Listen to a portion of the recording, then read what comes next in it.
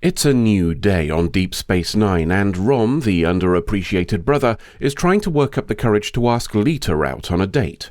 He fails, and not for the first time, despite an abundance of interest from Lita herself. Sod all of that, though, as the main plot has arrived. As Bashir and O'Brien are playing darts, Dr. Louis Zimmerman, the father of the emergency medical hologram, turns up to make Bashir a job offer. Well, sort of. He wants to make a long-term variant of the EMH, and Starfleet pointed him at Bashir for the model. Bashir soon learns it's more than simply being scanned for physical parameters. Zimmerman thinks a long-term medical hologram, or LMH, should be able to interact with the crew. That's why he's asking for data on Bashir's habits and preferences, both now and growing up. He's going even further, in fact, by interviewing the people Bashir knows best, something he looks forward to significantly more upon learning that Lita is an ex-girlfriend. Bashir discovering the interviews will include his family prompts him to ask Zimmerman to skip that particular aspect. He and his parents are not close, he says, and he'd rather they not be involved. Zimmerman makes noises that sound like agreeing, but actually aren't if you pay close attention, then makes plans to contact Bashir's mum and dad. There's work to do before dealing with them, though, and after sorting out the aesthetics, we're conducting those interviews to learn more about Bashir. It's all pretty mundane, which is probably why Zimmerman's not asked until the interviews reach Lita. To be fair, he's not asked about the interviews then either, and instead asks her to dinner. Rom, the underappreciated brother, finds them in Quarks later and, after a bit of strategic eavesdropping, is distraught to learn Zimmerman's laying the compliments on thick. It's so serious, in fact, that he interrupts them, then bottles it and schedules a repair job for her instead. She disappointedly returns to her date while Rom goes off to curse himself. Bashir's with Cisco going over some routine shite when Dax enters with news. We've had 2 arrivals on the station, and one she thinks Bashir will want to see. Enter Amsha and Richard Bashir, mother and father of Julian, though they call him Jules. He's less than ecstatic about them being here, but they're delighted, so Bashir's statement of them not being close isn't quite the whole story. Maybe it's just because they've not been in contact for a while. Bashir's dad saying his work kept him too busy to visit here. Not so busy that they couldn't drop everything and rush over when they got a call from Zimmerman, though, him saying their input was of significant importance for something involving their son. Bashir ushers them out to find quarters, partly to keep them away from Cisco and Dax, and partly so he can go and call Zimmerman a complete and utter bastard for involving them. He waves it away as having been a voluntary invitation, but then he's not very interested in talking to Bashir at all right now, as he's got other matters on his mind. A follow-up to dinner with Lita is of more importance, and flowers are just the opening volley. He's called the research station he lives on, and by a fascinating coincidence, the manager of their cafe has just quit. They're looking for someone to run the place, and he thinks Lita would be right for the job. Also, she doesn't have to worry about lodgings because she can stay with him. Lita's hesitant at having all this sprung on her, despite being captivated by the idea of having her own cafe, and says she'll give it some thought. Despite his onslaught, Zimmerman at least understands when to give her space. It's still a more friendly atmosphere than the Bashir family dinner table. Attempts at small talk gutter and fail, due in no small part to Bashir bringing up his dad's apparently checkered series of careers. Mum makes a final doomed stab at conversation by asking about the interview Zimmerman's going to be conducting. That just gives Bashir a chance to worry some more, though with good reason given the mention of a dark secret from his childhood, one that could not only completely bollocks up Bashir's career, but also put his parents in prison. The argument sparked when Bashir thinks his dad's not taking it seriously spirals out of control, and he storms off. Speaking of leaving, Lita's talking to Rom, the underappreciated brother, about her job offer. Despite her best efforts to give Rom a chance to speak up, he keeps stumbling over his words, something she takes for disinterest and leaves. And there's a misunderstanding in the infirmary, too. Bashir's parents are here to apologize for things getting out of control at dinner and reassure him that there's no way Zimmerman will ever find out about him being genetically modified as a child. All of which might have worked if he'd been the real Bashir instead of the LMH, with their entire conversation overheard by O'Brien and Zimmerman. O'Brien's with Bashir trying to figure out what to do, something that becomes significantly harder when Bashir admits it's true. A 6-year-old Bashir was smaller and more awkward than his classmates, struggling to keep up with an education that the other kids had no trouble handling. That ended with a trip to another planet and a visit to a hospital. The treatment started with increasing cognitive function, but if you've already risked being strung up by the Federation, why stop there? Physical attributes got turned up as well, and not just growth. All the stuff under the bonnet got a tweak too, so he was more perceptive, had faster reactions, a veritable Steve Austin. They had to move once they got back to Earth, of course, enrolled in a different school with fake documents, only now he was the front runner instead of the straggler. O'Brien doesn't give two shits whether Bashir's enhanced or not and wants to clear things with Starfleet. That's rather optimistic when the Federation has outlawed any DNA tinkering outside of medical treatment, so Bashir's already considering it a lost cause. And on the topic of lost causes, Ron, the underappreciated brother, is drowning his sorrows. Quark's his usual helpful self and tells him it's all for the best, based on what happened with Eggnog's mother. Besides, who needs Lita when he's got some new software for his holographic fuck rooms? The advice is equally useless in Bashir's quarters. His dad's saying they'll fight this, despite the case being quite clear, and Bashir has had enough of it. All of this is just trying to fabricate a different reality, which is something he's watched his dad do his entire life. He even fabricated a new son when the old one wasn't right, not that he found out until he was 15. That's when he stopped calling himself Jules. It didn't seem right when the child they gave that name to was deleted for being inadequate. That causes his mum to chip in. She says it was never about him not being good enough, but rather an act of love, one prompted by fears that his development was their fault. That seems to get through to him, and she's smart enough to follow it up with asking how he wants to proceed. A visit to Cisco in the morning should do it, he thinks, followed by a drama-free exit from Deep Space Nine and Starfleet. The meeting goes a little differently than expected. He arrives to find his parents already there and an admiral on the holographic phone, which I'm sure will prove to be a sound technical investment with plenty of future uses, and we definitely don't need to ask how that even works in situations with multiple users on one end, all moving around like they are here. Anywho, Bashir's dad has spilled his guts about the whole thing to Cisco. He got Rear Admiral Bennett here involved, and with a bit of negotiating, Bashir can keep his career for the low, low price of his dad serving 2 years' porridge. Bashir thinks 2 years is a bit much, possibly because Cassidy Yates only got 6 months for doing a terrorism, but gene fiddling resulted in that whole apocalypse on Earth thing a few centuries back, so maybe it's fair under the circumstances. Either way, it's a done deal, so it's not really Bashir's choice. As they're saying goodbye at an airlock, with Bashir offering to come for a prison visit or two, Lita and Zimmerman are leaving as well. Or not, as Ron, the underappreciated brother, screams his way to the door and finally confesses his affections. Lita reciprocates, the two mash faces, and Zimmerman moves on to another woman as he's saying goodbye. Normality is resumed on the station, which means a game of darts.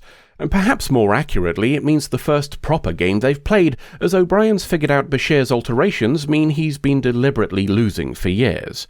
A demonstration of what he's actually capable of forces O'Brien to set some new rules, so we'll leave them to find a fair compromise until the next adventure.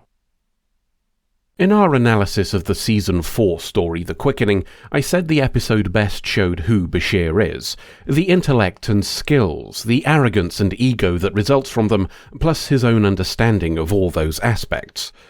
To borrow from the same theme then, this episode best shows why he is. To spend the largest chunk of your formative years outpacing those around you makes his arrogance easy to grasp, and that's before you consider if it's influenced by memories of how he was before.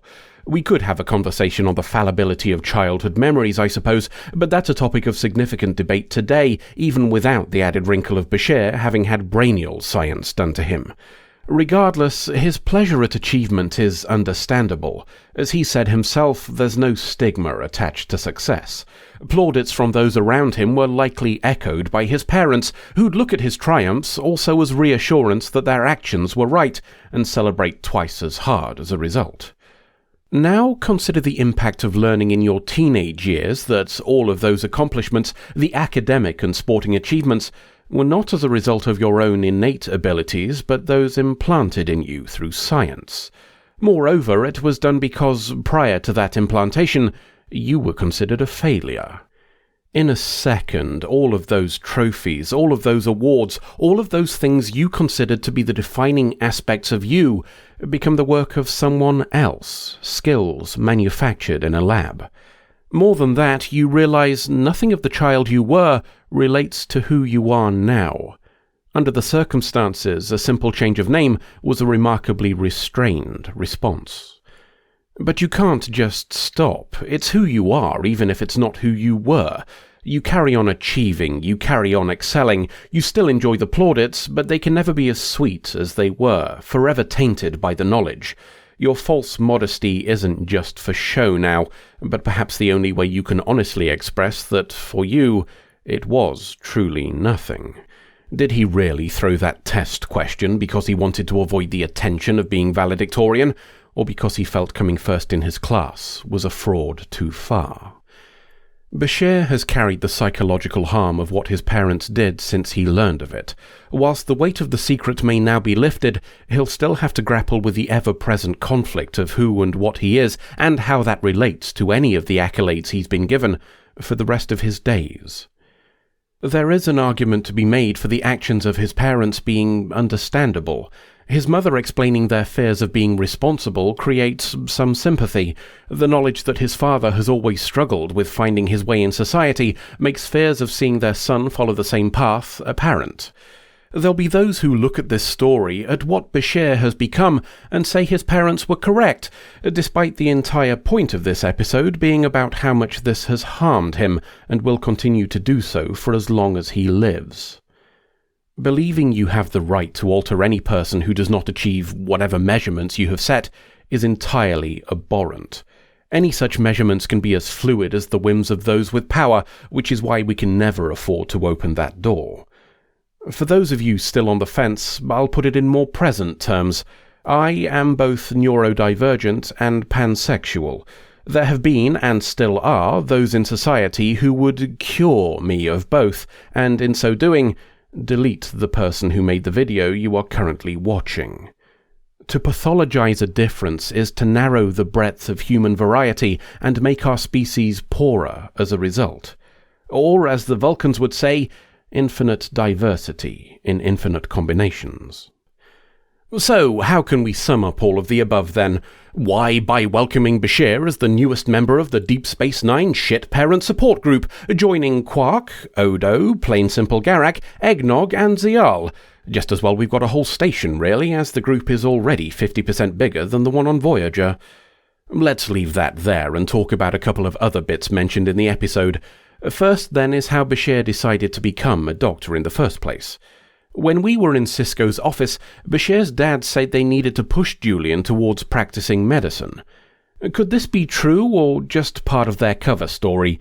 BASHIR didn't want them discussing it, but was that standard embarrassment, or fear that people like Sisko and Dax, who know him well, might see the flaws in the fiction? Indeed, we already know that he told Dax a different story about how he decided to become a doctor. Back in the Season 3 episode Equilibrium, BASHIR mentioned that he feared doctors as a child and how much they knew, then later decided to become one so he could understand as well.